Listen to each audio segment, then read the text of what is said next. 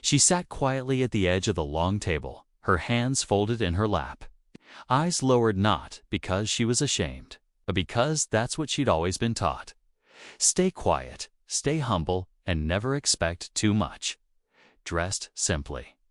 With no makeup or jewelry, she looked out of place among the well-dressed relatives who barely acknowledged her.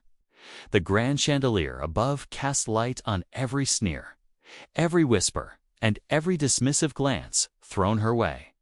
She was the widow of their late brother, the outsider they had never accepted. And now they had one last chance to remind her of it. The will reading had barely begun when the insults started, not with words, but with smirks, side eyes, and scoffs. One of the sisters-in-law leaned in and muttered just loud enough for her to hear, "Don't expect anything. He wouldn't leave you a cent." Another cousin chuckled and said, "She's lucky we even let her in the room." The lawyer looked uncomfortable, but carried on. Page after page was read, and with every name called. The others smiled and nodded, certain they would walk away with the house, the land, the business. But she just sat there, still and silent. No one knew the full story, not about the long nights at the hospital, the sacrifices made quietly behind closed doors, the love shared when no one was watching. To them, she was just the simple woman he married without their blessing. They thought she didn't belong. They thought she would be left with nothing. And then the lawyer paused, looked around the room, and said a name none of them expected. Every face turned. The room went still. Her eyes finally lifted. What happened next changed everything and left every single person at that table in stunned silence. But let's go back to the beginning, before the inheritance, before the humiliation, to a love story that was never supposed to happen, and a promise that outlived death itself. Years ago, she hadn't meant to fall in love with him. She was just a small-town girl working at the local library, soft-spoken and unnoticed by most. He walked in one rainy afternoon, not for a book, but to escape the storm. Tall, well-dressed, and obviously from a different world. He looked completely out of place, yet he smiled at her like she was the only person who mattered. That was the beginning of something no one in his wealthy, proud family would ever understand. They said she was beneath him, that she was after his money, that she would never fit in. His sisters made sure she was excluded from every family event. His mother pretended she didn't exist. Even after they got married, she was treated like a stranger in her own home. But he loved her, quietly, fiercely. And that was enough for a while. What they didn't know was how hard he worked to shield her from their cruelty.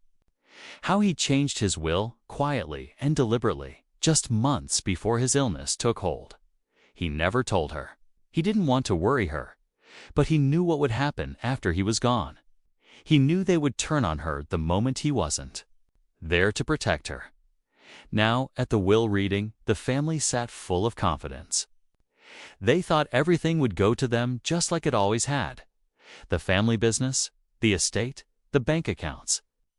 They laughed behind her back, some even openly mocking her during the funeral. But they didn't know what he had planned. They didn't know about the quiet lawyer meetings, the signed documents, the letters he had written in secret, and now, with everyone watching, waiting, and assuming she would be left with nothing. The truth was about to unfold. The room stayed silent after her name was spoken. No one moved. Even the air felt heavier. The lawyer looked around, clearly aware that what he was about to say would not sit well with anyone except her.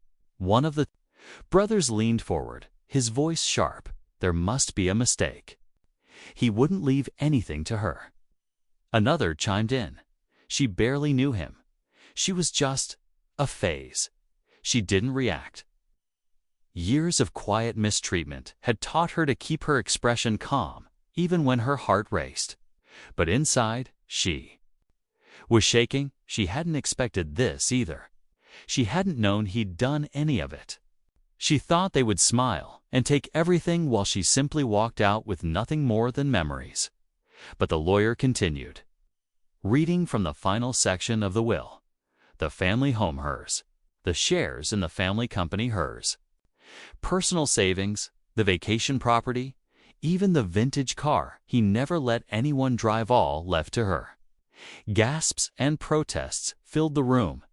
This is ridiculous. She manipulated him. He must have not been in his right mind. And that's when the real conflict started. His eldest sister stood up, red-faced and trembling. "She doesn't deserve a cent," she said. "She came from nothing and tricked him into this marriage. She was never family. We won't accept this."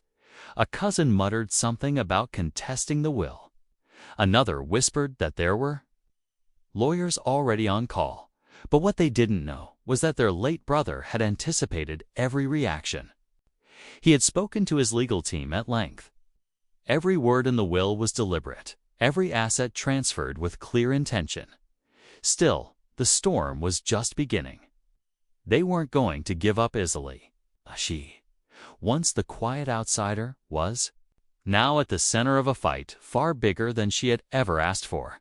And just when she thought she had seen the worst of them, one of them stood up and revealed something that changed everything. The room had turned into chaos. Voices overlapped, some shouting, others whispering urgently, trying to understand how everything had slipped through their fingers.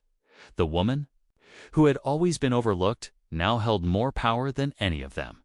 But power didn't mean safety. Not with this family. She stayed seated, still not speaking. Part of her wanted to get up and leave, to escape the tension pressing in from every alas. We are conrised in.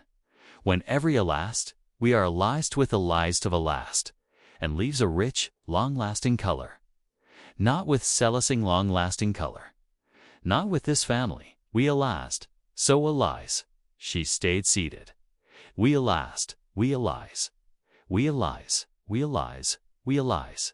Several exive, we alive, we allies. I can lies, canuffic lies it. We allies. I were aside, it dot a lie, all I to said it. Gitsu said I sicketh it to set a sluts. You to I use it to sit I did the ticket by as a we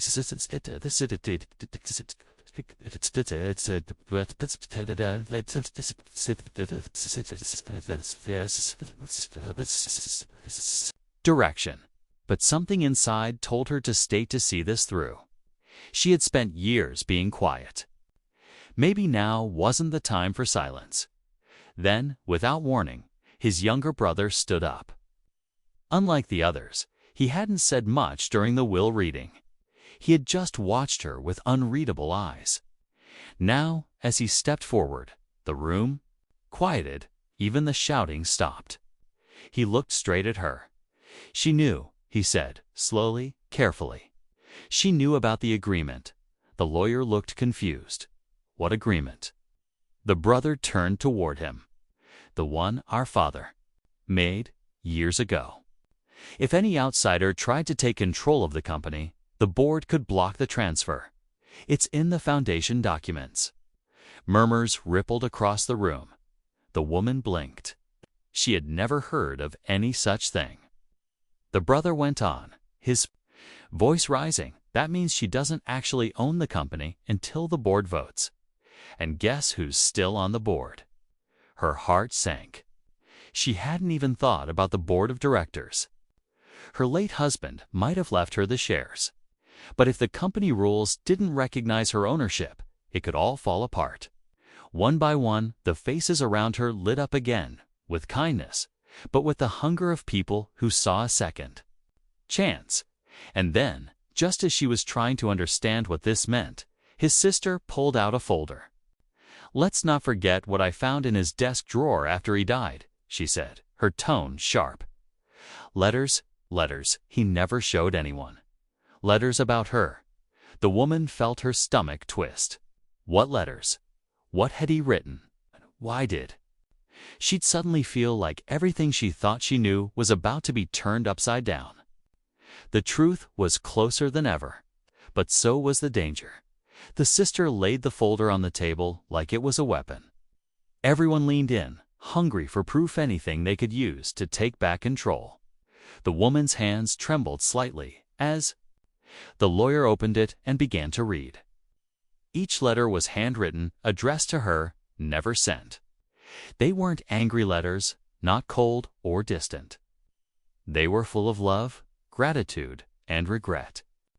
One after another, he had poured his heart out, apologizing for the family's treatment, thanking her for standing by him, and most importantly, explaining everything he'd done. In one letter, he detailed the company's structure, the board's voting power, and how he'd changed the rules months before he passed. The part his brother didn't know was that the board had already been reshaped, quietly, legally, and entirely in her favor.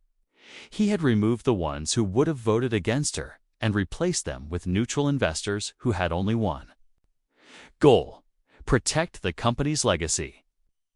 And he had done it all to keep her safe. The room fell silent again. The lawyer pulled out a final document, signed and notarized, confirming the board change had taken effect weeks before his death. The supposed agreement his brother mentioned, nullified by the new charter. The sister's dramatic reveal. It had backfired. Every letter in that folder only proved how deeply he loved her and how far he had gone to protect her future. But just as the relief began to sink in, the lawyer hesitated. "There's one last thing," he said. "A sealed envelope, for her only." He handed it to the woman. She opened it slowly. Inside was a note, written in his familiar handwriting. "Read, if they ever try to take this from you, remind them of what they left buried at the lake house. You'll know what to do." Her breath caught. The lake house? She looked up and saw the color drain from his brother's face. In that moment, she understood. The real battle wasn't over the money, it was over secrets the family had worked hard to keep buried, and now they were hers to uncover. She folded the note quietly, her fingers shaking just slightly, then slipped it back into the envelope. The lake house, it had always been his favorite place, peaceful, far from the noise of his family. But now, she wondered what had been left there. What truth had been hidden so deep?